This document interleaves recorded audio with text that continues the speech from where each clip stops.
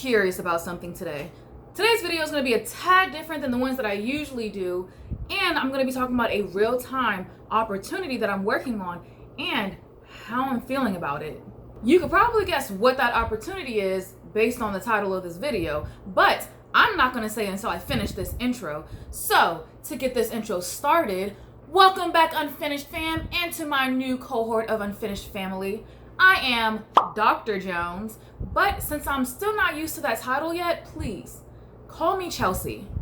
In just a short moment, I'm going to tell you what I'm curious about and what opportunity I threw my hat into the ring for.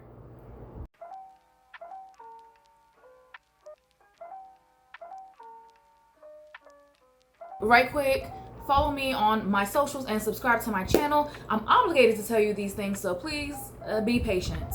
Now, I've always been so awkward when it comes to planned opportunities. Like, do I talk about it like I'm manifesting it? Or do I not talk about it so I don't jinx it? Or should I not bring it up to other people so they're not in my business? Or do I tell other people so that I can get advice and access to resources? I'm just so confused, but more so I'm curious. What's your take on this? Should I be talking about the opportunities that I'm aiming for, or should I hold it under wraps? If you side with the latter, please do not feel offended that I haven't taken your advice yet, because I've already made this video, and this video is talking about an opportunity that I've already applied for, which is the Fulbright Scholars program. You may or may not know about Fulbright. I definitely did it before I decided to apply, but Fulbright is a government-sponsored international education exchange program. Through this program, students receive support to either research or teach English abroad in their choice of over 140 countries. To get this award is quite an honor, and it's a pretty prestigious opportunity. I'm not going to go into detail about the application process right now. Maybe I'll do that in another video. Who knows? I will tell you why I decided to apply to Fulbright though. Aside from the prestige, the purpose of the program directly aligned with what I wanted to do. I stumbled upon the program while searching for international researching opportunities. I've had the dream of living and working abroad for quite some time now, and I knew that once I had PhD in hand, it would be in my immediate future. My search for opportunities was beginning to feel hopeless until I found Fulbright. In all honesty, I had already mentally checked out and decided to worry about post-grad plans after I actually graduated. Not the safest idea, but I was feeling exhausted. Anywho, when I found Fulbright and started talking to my advisors in my school's National Scholarship Office about applying, I decided to go all in. This was about a month before the application was already due. Typically, the application for Fulbright opens up around March 31st and closes around mid-October. I started my application mid-September, and if you really know about Fulbright, then you know how involved and tedious this application process is. I still decided to put everything that I had into each part of the application because it's something that I really want. I also want to note that this is the first time in a long time that I've wanted an opportunity so bad that if I don't succeed, I'm gonna be devastated. Well, I'm not quite comfortable sharing the details of my application yet, like where I applied to or when I would be leaving, but I do want to share some other interesting information with you. So, there are a couple things that happen after you submit your application. First, all U.S. applications are sent to the National Screening Committees, NSC, and they either recommend or don't recommend your application to be sent to the host country for final consideration. If you're recommended to the host country, you've made it as a semi-finalist. This is wonderful news. As a semi-finalist, the host country can either decide to give you the final award and you become a finalist, mark you as an alternative, or you don't make either. As an alternative, this doesn't mean that you're finished. This means that they liked your application, but they don't have the means to support you. And if funds do become available, they would consider funding you. So this cycle, Fulbright received over 11,700 applications, roughly a 12% increase from the previous cycle. I'm not sure what percentage actually made it to the semifinalist stage, but the NSC made their decisions and sent out notifications in January. And y'all,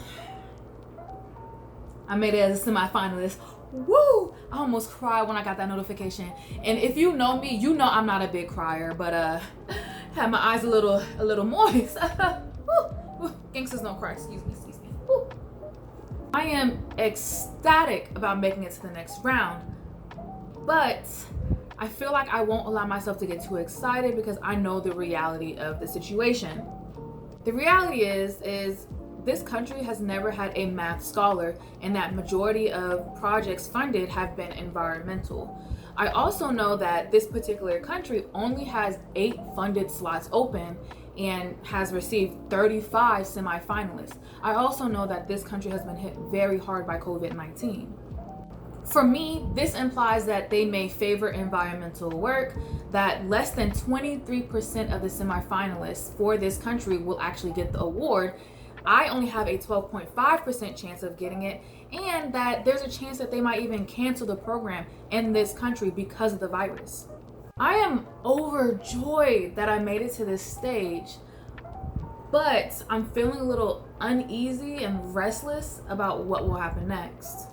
Final award announcements started to roll out at the beginning of March and will continue until the end of May. I haven't heard anything back yet, and I really don't expect to anytime soon. Okay, Unfinished fam, it is I, editing of the videos, Chelsea, so I am obviously in the future. So I want to let you know that I recorded this quite a while ago. I'm just now getting around to editing it. So I did hear back about my status of my application. I'm not going to tell you in this video. I have another video for you on my reaction, how I feel about it, and all that kind of stuff. So just to let you know, once again, I made this video a while ago and I am just now editing it. So I did not lie, I promise. At that time, I was telling the truth. It is now a lie because I'm in the future, but I'm giving you this disclaimer, so it is still the truth.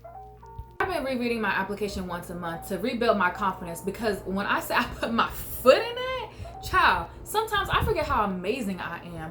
Hands down, one of the best writing pieces I've done to date. However, just because I know it's an amazing application doesn't mean that somebody else's isn't better. I'm just saying, my application is a heavyweight contender. With that, I promise to share my results with you after I get them. For better or worse, I'll share my success or failure with you and be as transparent as possible with my feelings and thoughts about the whole situation. One day I'll share the details of my application with you, but that will not be today or anytime soon. You know, protecting my privacy and whatnot. I'm sure you understand. As always, thank you for hanging out with me today. If you enjoyed this kind of content, please let me know in the comments below, or just by liking this video, or even just sharing it with a friend. Come on, sharing is caring. Anyways, I'll see you in the next video. Peace.